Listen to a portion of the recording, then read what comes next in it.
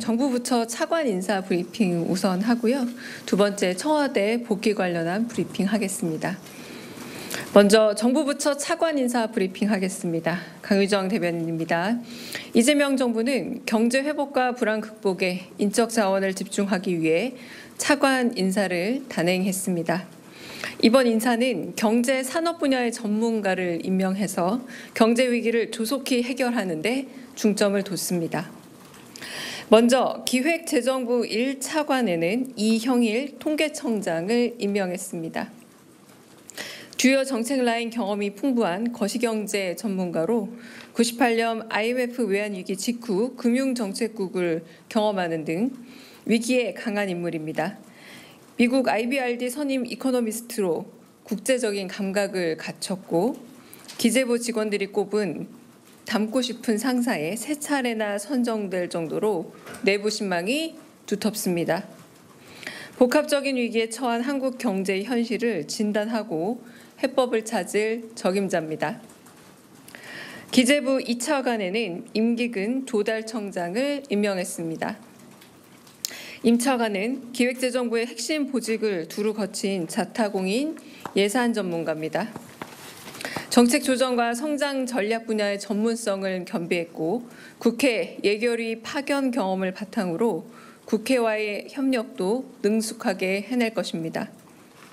적극 재정으로 위기 극복의 마중물이 되고 성장 전략의 토대를 닦을 예산 정책 전문가로서 앞으로의 활약이 기대됩니다. 외교부 1차관에는 박윤주 주 아세안 대표부 공사를 발탁했습니다.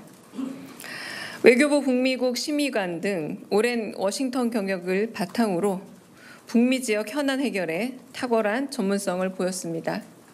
박 차관은 미국 트럼프 2기 최우선 과제인 관세 협상 등에서 국익 중심의 실용 외교를 지켜낼 적임자로 손꼽힙니다. 외교부 2차관에는 김진아 한국외대 교수를 임명했습니다. 김 차관은 한미연합사 정책자문위원을 역임하는 등 다양하고 입체적 경험이 돋보이는 분입니다. 한국인으로서는 3번째로 유엔 사무총장 직속 군축자문위원을 지낸 유망한 학자 출신입니다. 다음 주에 열리는 G7 회의를 포함해 다자 외교에서 대한민국의 국익을 지켜낼 인물로 큰 기대가 됩니다.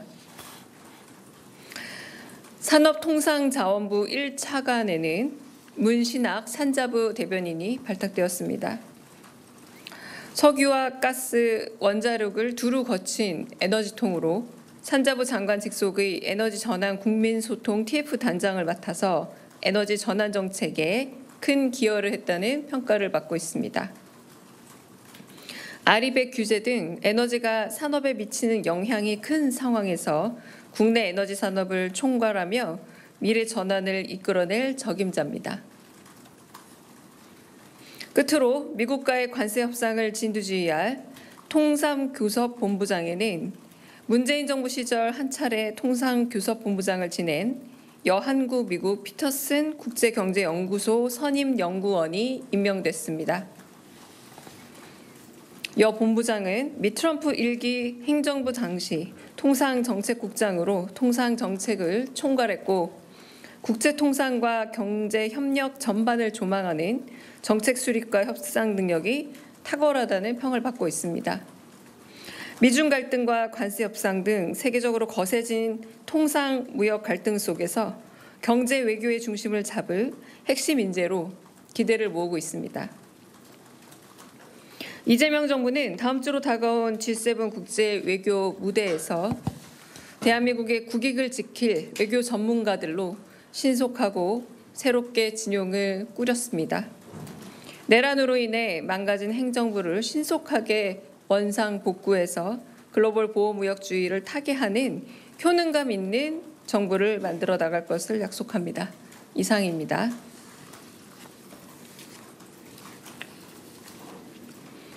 두 번째 브리핑입니다. 이재명 대통령은 국가 시스템을 정상화하기 위해 오늘 열린 국무회의에서 청와대 복귀 관련 예비비 안건을 상정 의결했습니다. 청와대 복귀 관련 예비비는 총 259억 원으로 용산 이전 관련 예비비인 378억 원의 69%, 119억 원을 줄였습니다. 공정하고 투명한 방식으로 업체를 선정하고 사무실 배치는 소통을 강화할 수 있도록 배치할 예정입니다. 청와대로의 복귀는 업무 시간이 아닌 주말과 휴일을 이용해 순차적으로 실행될 예정입니다. 또한 순조로운 청와대 복귀와 더 나은 관람 환경 조성을 위해 청와대 관람을 조정하여 운영할 예정입니다. 조정된 관람 운영은 6월 10일 화요일 오늘 지금 발표 이후 청와대 재단 누리집과 인스타그램에 게시될 예정입니다. 이상입니다.